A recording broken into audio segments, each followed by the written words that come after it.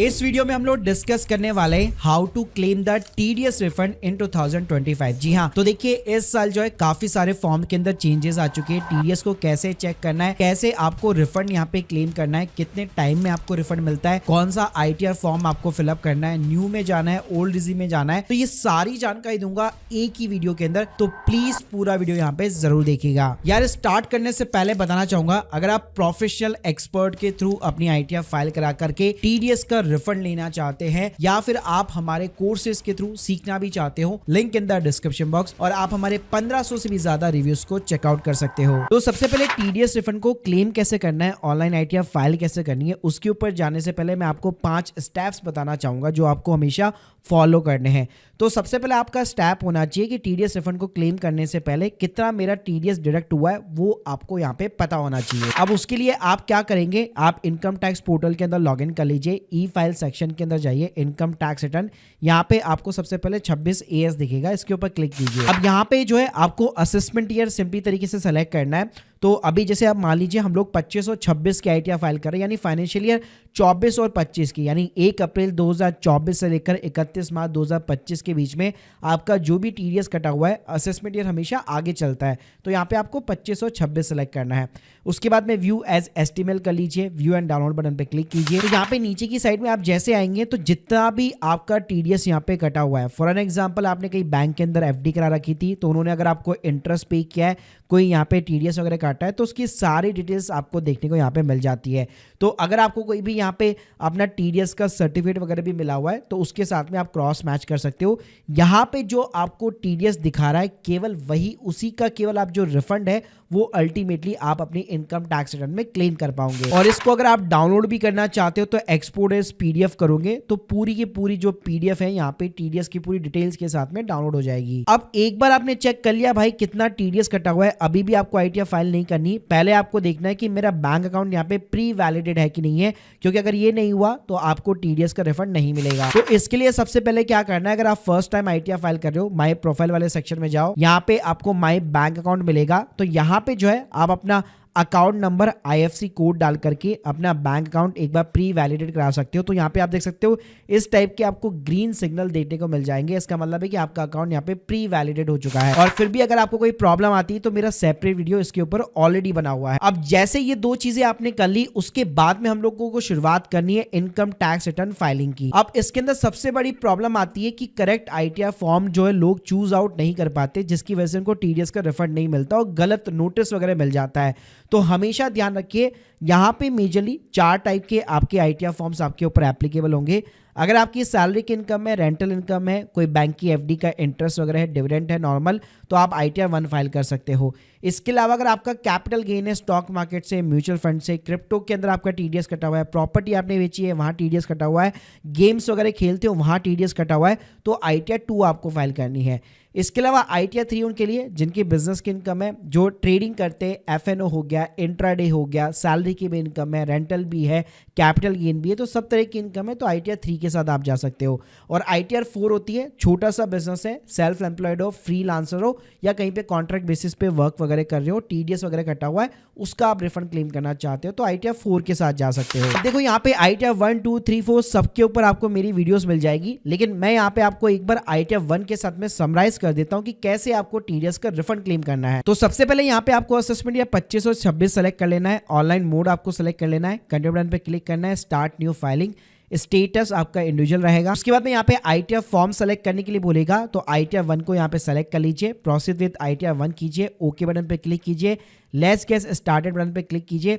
यहाँ पे आपसे रीजन पूछेगा क्यों फाइल करना चाहते हो, सिंपली आपको अदर रीजन पे सेलेक्ट करना है, कंटिन्यू बटन पे क्लिक करना है। अब आप देखोगे 1 बाय 1 करके यहाँ पे 5 शेड्यूल्स होते हैं जिसको आपको यहाँ पे कंफर्म कराना है। टीडीएस को बाय रिफंड क्लेम करने से पहले एक सिंपल सा फंडा समझ लीजिए, टीडीएस यानी टैक्स आप गवर्नमेंट को पे कर चुके हैं, वो आपको यहाँ पे गवर्नमेंट से वापस रिफंड लेना है। तो गवर्नमेंट ऐसा नहीं कि सबको रिफंड बांटती रहती है, यहाँ पे कुछ कंडीशंस होती है। जैसे अगर मैं असेसमेंट ईयर 25-26 की बात करूँ, अगर आपकी इनकम 7 लाख रुपए या उसके नीचे, तो वहाँ पे गवर्नमेंट आपको रिबेट प्रोवाइड करती है, कोई भी टैक्स नहीं लगाती है। तो अल्टीमेटली आपने जो एज ए एडवांस टैक्स या एज ए जो टीडीएस गवर्नमेंट को पे किया है वो आपको वापस रिफंड देखने को मिल जाता है। लेकिन अगर आपकी इनकम 7 लाख रुपए या उससे ज़्यादा है बेसिकली, तो जितना भी गवर्नमेंट की यहाँ पे टैक्स लायबिलिटी बनेगी तो सबसे पहले टीडीएस आपका उसमें से सेट ऑफ होगा। और टीडीएस अगर अगर कुछ बच जाता है तब जाकर के आपको थोड़ा बहुत यहाँ पे टीडीएस का रिफंड मिलेगा। चलो इसको प्रैक्टिकल एग्जांपल के साथ में समझते हैं। तो पहले यहाँ पे जैसे आपकी पर्सनल इन्फॉर्मेशन है उसको हम लोग कंफर्म कराते हैं। तो सबसे पहले भाई यहाँ पे नेचर ऑफ द एम्प्लॉयमेंट आता है। अगर आप कहीं पे जॉब वगैरह कर रहे हो प्राइवेट सेक्टर के अंदर तो आप अदर्स को सेलेक्ट कर सकते हो। गवर्नमेंट सेक्टर है तो ऊपर आपको ऑप्शन देखने को मिल जाएंगे। नीचे आपको कुछ भी चेंज नहीं करना, न्यू टैक्स में ही हम लोग फाइल करेंगे ताकि 7 लाख का जो बेनिफिट है आप वो उठा सकते हो और टीडीएस का आराम से पूरा 100% रिफंड क्लेम कर सकते हो। फिर नीचे की साइड में दिखोगे यहाँ पे बैंक डिटेल्स आ जाएगी। तो हम लोगों ने जो अकाउंट को प्री वैलिडेट कराया था ना वो यहाँ पे आपको देखने को मिल जाएगा और यहाँ पे आप देख सकते हो नॉमिनेट फॉर द रिफंड के ऊपर चेकबॉक्स आपका लगा होना चाहिए। उसके बाद में आपकी ग्रॉस टोटल इनकम आती है। अब यहाँ पे कई सारे शेड्यूल्स होते हैं, सैलरी होता है, रेंटल की इनकम होती है। तो अगर आपकी सैलरी की इनकम है तो यहाँ पे आप एडिट करके अपना 12 महीने का जो सैलरी का अमाउंट है वो आप पुट कर सकते हो।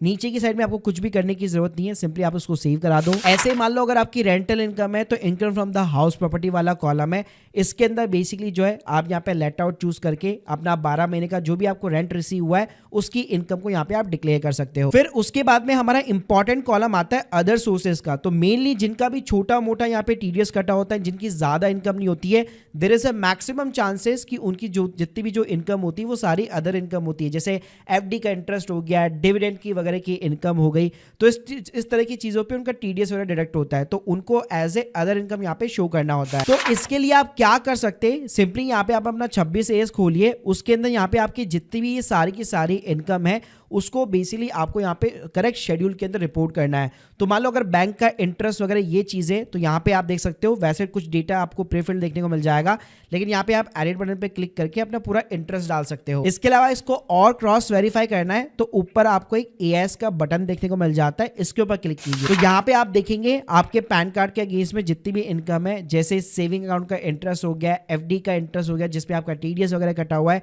ऐसी अगर कोई भी चीज है वो यहाँ पे आपको देखने को मिल जाती है।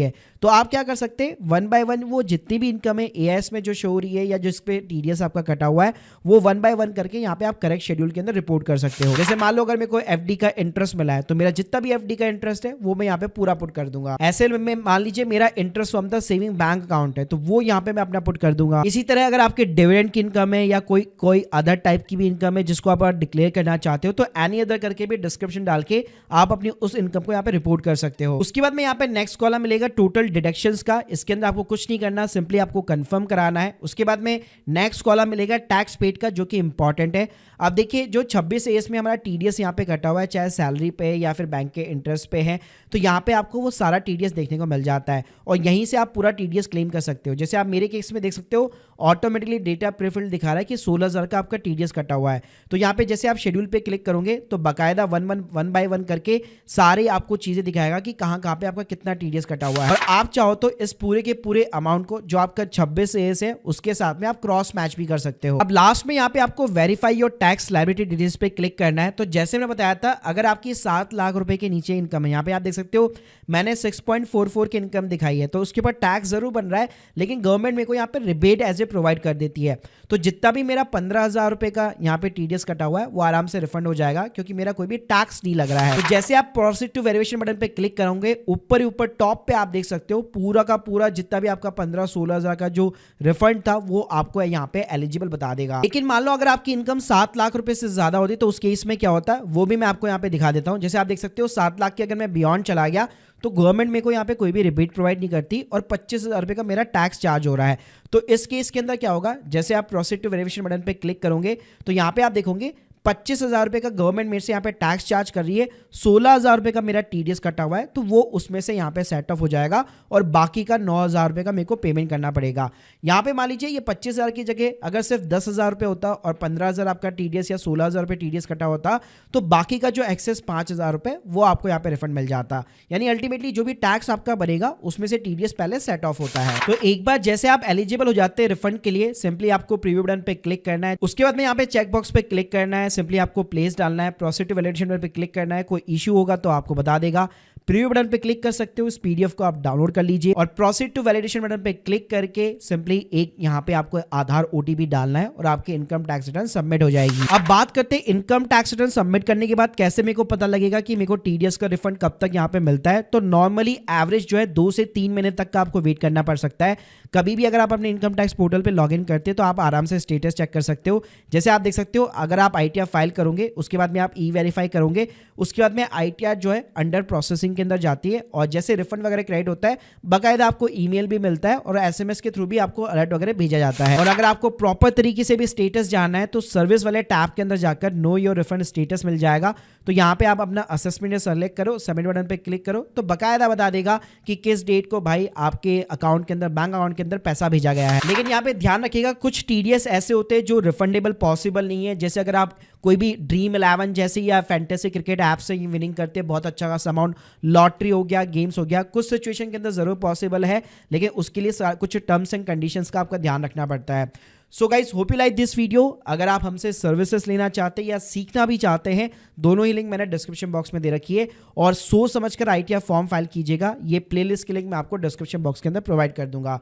बाकी आप लोग के जो भी डाउट्स है कमेंट बॉक्स के अंदर जरूर बताइए। Thank you guys, thank you.